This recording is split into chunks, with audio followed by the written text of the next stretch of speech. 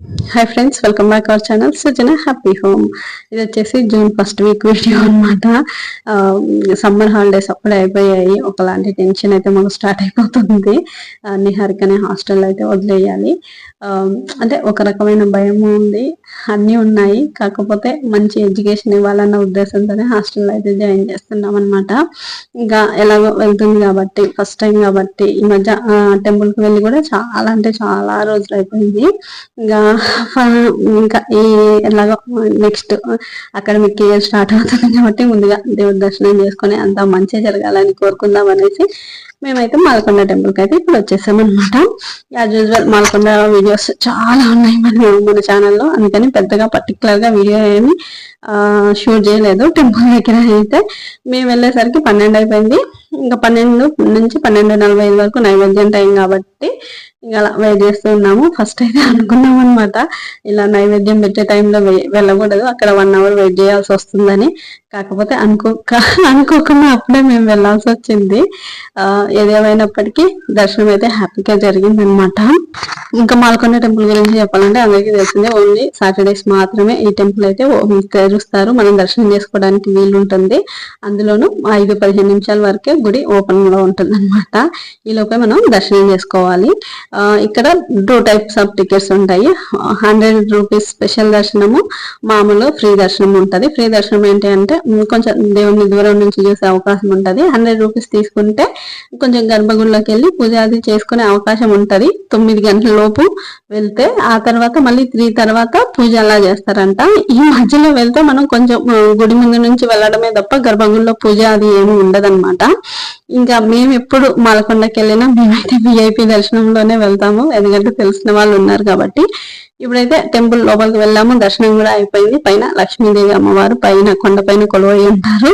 So అక్కడికి narrow అయి ఉంటది, ఓన్లీ ఒక్క సింగిల్ పర్సన్ మాత్రమే పడతారనమాట. చిన్న పెద్ద కొండ మధ్య మెట్లు చెక్కుంటారు. సో ఇప్పుడైతే మేము లక్ష్మీదేవి అమ్మవారి టెంపుల్ కి వెళ్ళి అక్కడ కూడా దర్శనం చేసుకొని, ఇంకా అక్కడ చాలా హాయిగా ఉంటది. చాలా హైట్ లో ఉంటది అనమాట. మనకు ఆ ఊర్లో ఉన్న హౌసెస్ కూడా చాలా చిన్నగా కనిపిస్తూ ఉంటాయి. చాలా హైట్ లో ఉంటాము. ఇక్కడ మంచిగా గాలి అది హాయిగా వస్తుంటుంది. కాసేపు ఇక్కడ రిలాక్స్డ్ గా కూర్చొని ఆ తర్వాత మేమైతే ఇంటికి వెళ్ళిపోయాము.